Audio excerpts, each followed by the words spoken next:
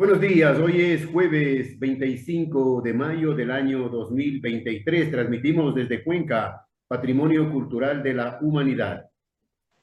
A esta hora saludamos y damos la más cordial bienvenida al licenciado Francisco Escandón, analista político. Pancho, buenos días, gracias por aceptar la invitación. El nuevo proceso electoral en el país está en marcha. Hay un presupuesto de aproximadamente 80 millones de dólares para este proceso. ¿Cómo mira usted, Francisco, el panorama político y qué nos espera a los ecuatorianos? Gracias, Jaime, por la oportunidad. Saludos a todos y todas quienes nos miran y escuchan. Efectivamente, estamos convocados a unas elecciones express, a unas elecciones rapidísimas, que son singulares y excepcionales en la historia reciente del Ecuador y que son consecuencia básicamente del decreto de muerte cruzada que firmó el presidente Lazo. Muerte cruzada que obedece sobre todo a dos intencionalidades. La una es porque el gobierno quería salvar el pellejo, la banca quería sostenerse en el poder unos meses más y para eso el decreto de muerte cruzada para impedir precisamente su destitución que se corría riesgo a través del juicio político que estaba pendiente en el legislativo. Y la otra intencionalidad o consecuencia del decreto de muerte de cruzada, aparte de las elecciones express, tienen que ver con los diferentes decretos leyes que el gobierno nacional está poniendo a discusión en la Corte Constitucional, entre ellos precarización laboral, entre ellos liberalización de la economía y del comercio, pero también de igual forma privatización de las empresas estratégicas y del propio Instituto Ecuatoriano de Seguridad Social. Las consecuencias entonces de la muerte cruzada de aquellas, pero una muy particular, las elecciones express que tenemos en un estrechísimo tiempo, con un cronograma electoral bastante asfixiado, resolver las organizaciones políticas, los movimientos y partidos en poquísimo tiempo, en tiempos récord diría yo, pero también la ciudadanía, los electores, que efectivamente no van a tener mucho tiempo de conocer los programas de gobierno, los candidatos que se presenten de las diferentes tiendas políticas, las listas de asambleístas nacionales, que son 15 principales, 15 suplentes, las listas de los distritos, provincias, circunscripciones territoriales que tienen que cumplir cada una de las organizaciones políticas, es decir, eso y la dispersión que se va a presentar en la papeleta electoral puede ser un dolor de cabeza al momento de decidir y de votar.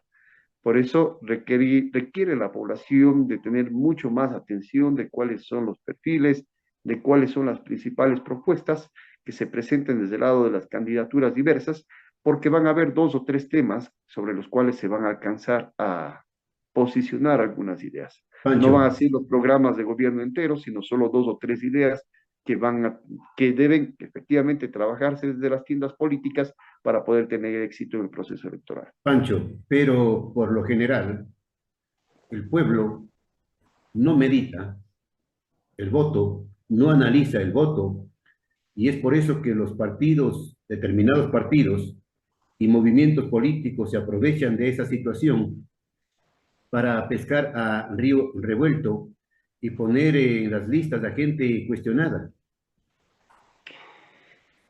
O sea, yo, desde mi opinión, existe una cantidad de información que el pueblo ecuatoriano digerir adecuadamente, procesarlo, para saber cuál es una información real y cuál es una información falsa.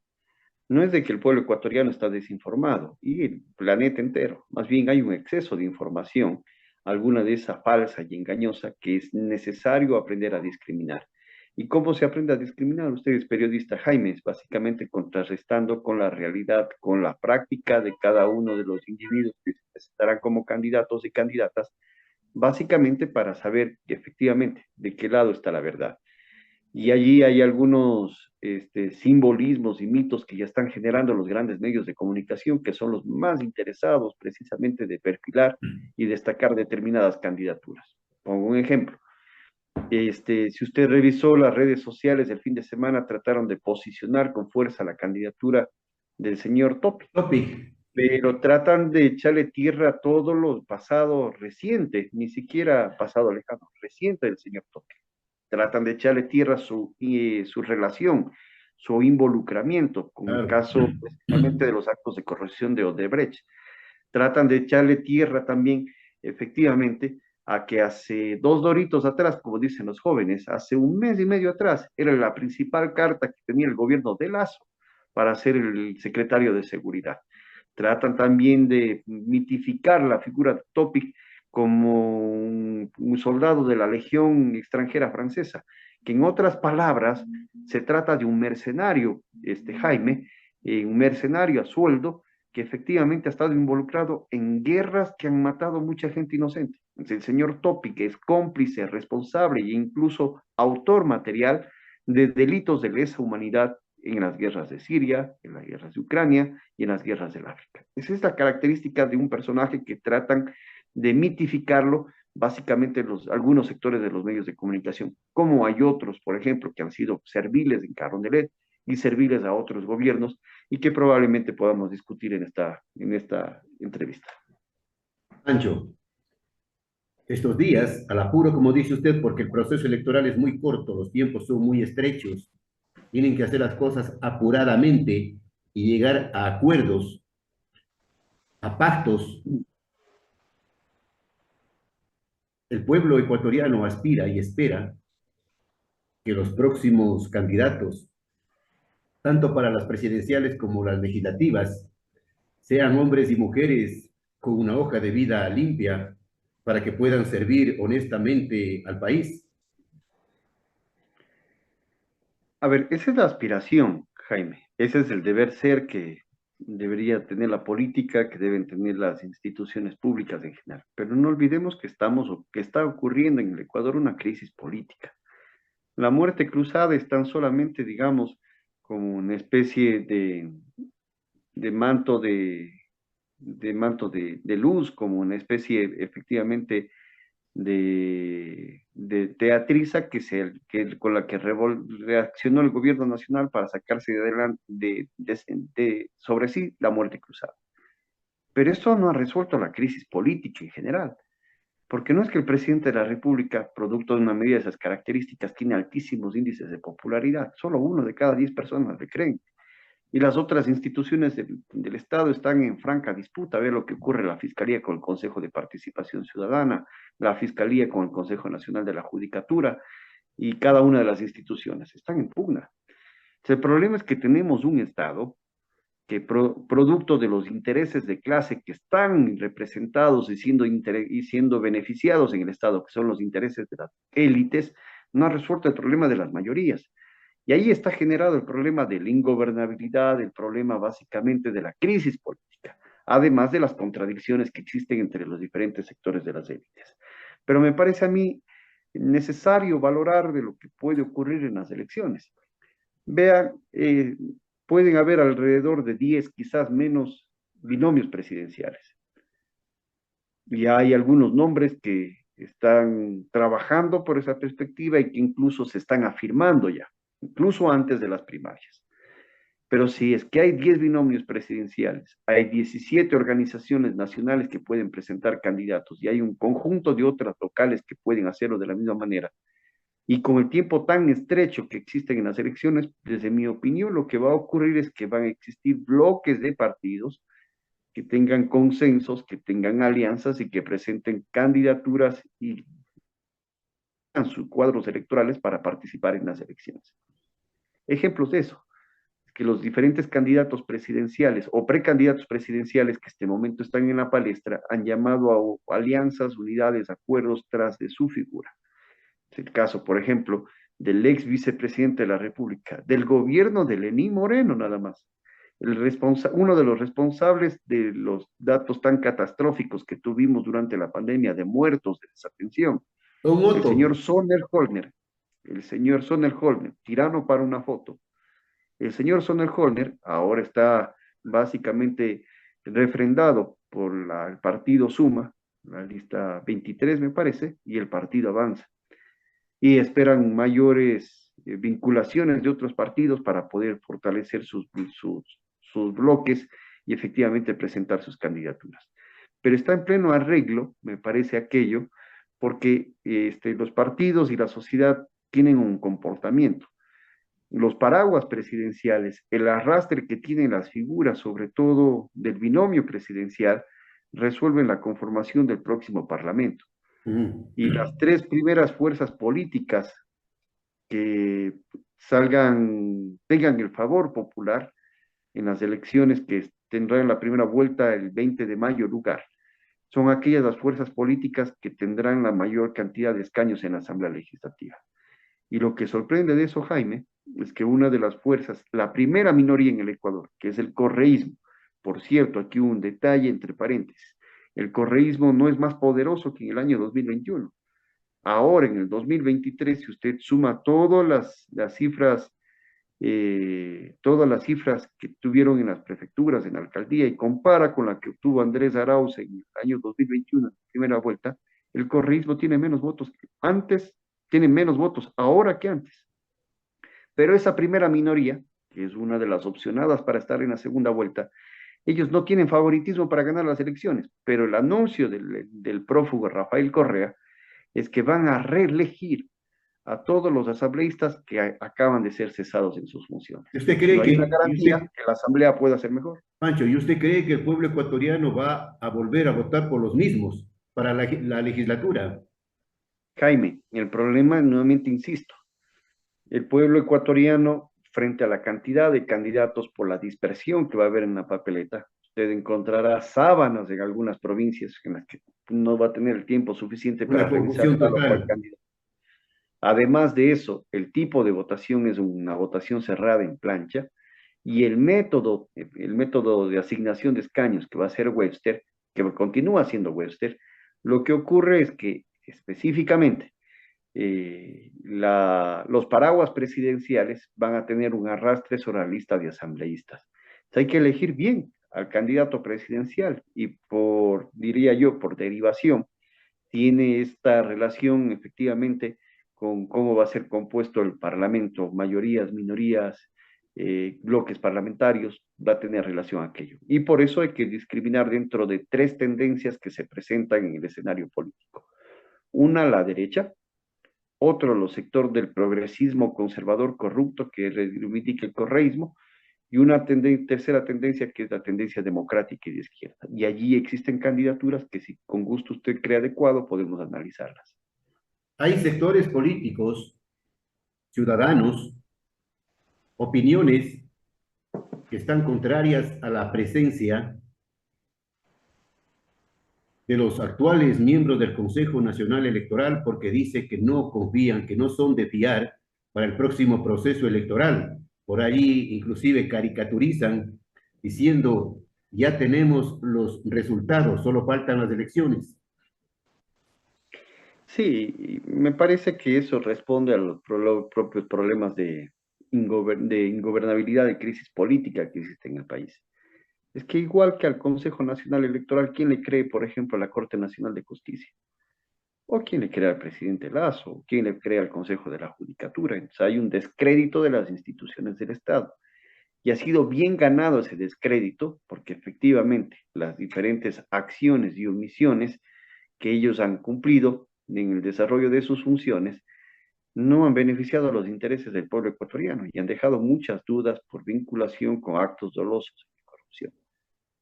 Entonces, es clara la preocupación que tienen las organizaciones políticas, no solamente la ciudadanía, sobre lo que puede ocurrir en el CNE. No olvidemos lo que ocurrió hace 2 años atrás, nada más, Jaime. Hace 2 años atrás, la candidatura, por ejemplo, de Yacu Pérez, que ganó, si no estoy mal, en 14 de las 24 provincias.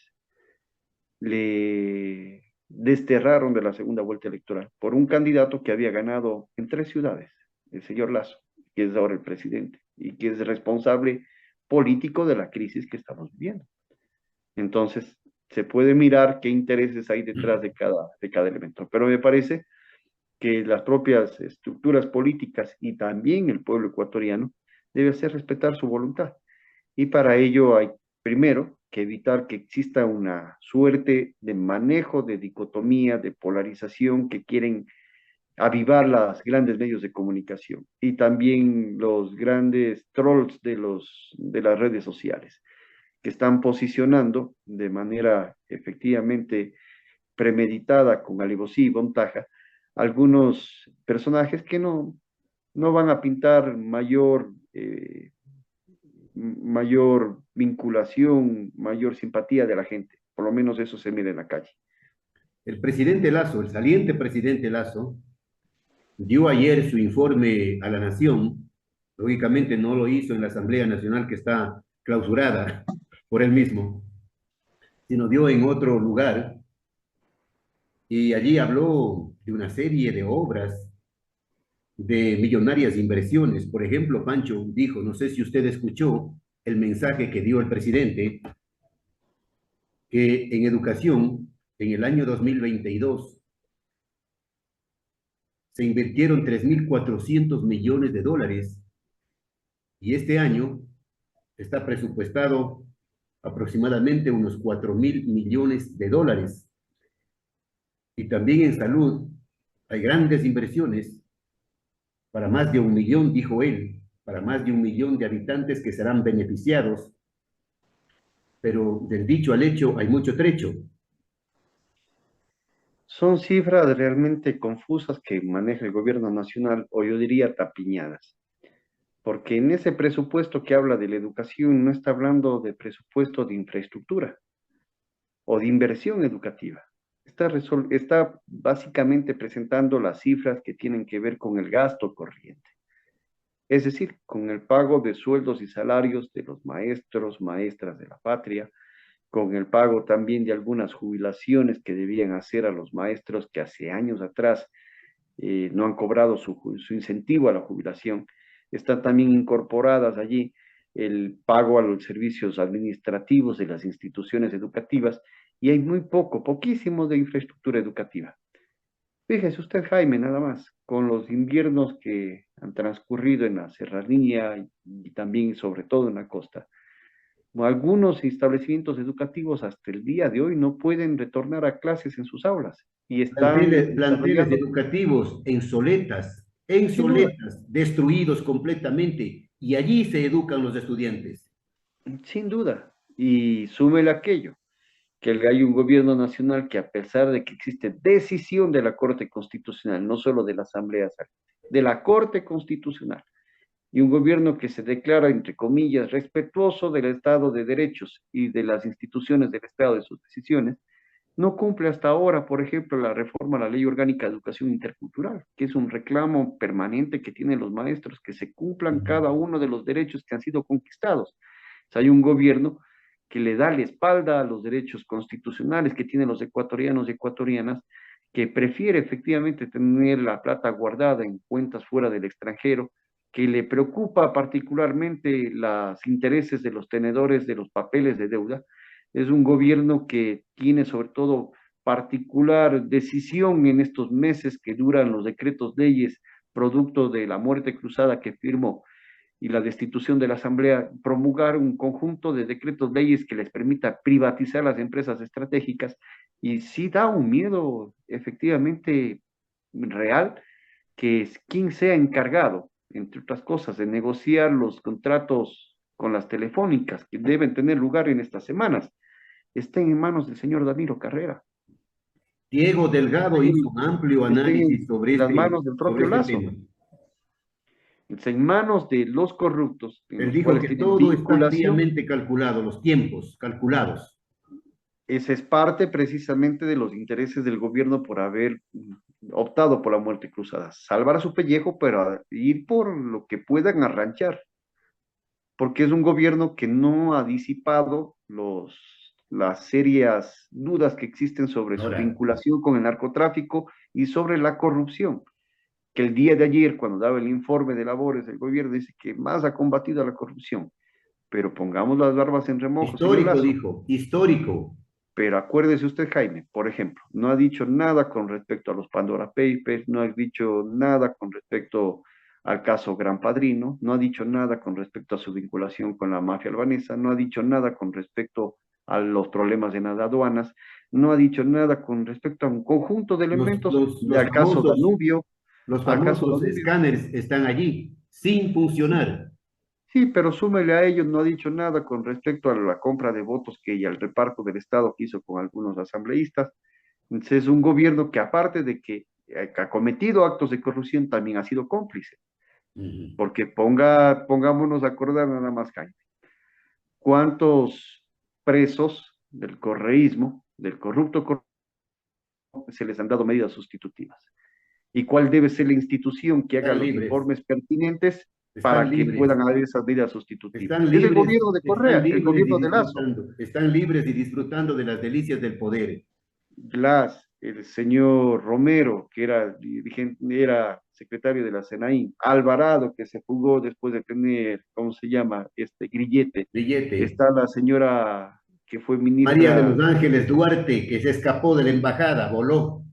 Entonces, si usted suma, entonces es un gobierno que no tan solamente ha cometido actos de corrupción, sino que es cómplice con la corrupción y le ha dado una impunidad política al propio correísmo.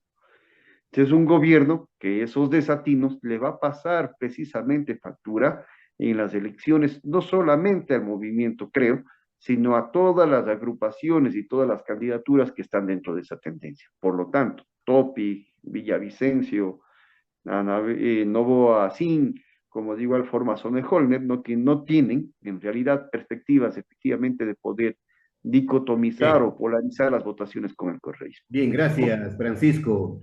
Algo más, solamente el presidente Lazo anunció el primer cambio en su gabinete para los últimos 6 meses y posesionó a César Ron, social cristiano, en la cartera de obras públicas. A propósito, cartera de obras públicas que le tiene al país en soletas, con vías completamente destruidas.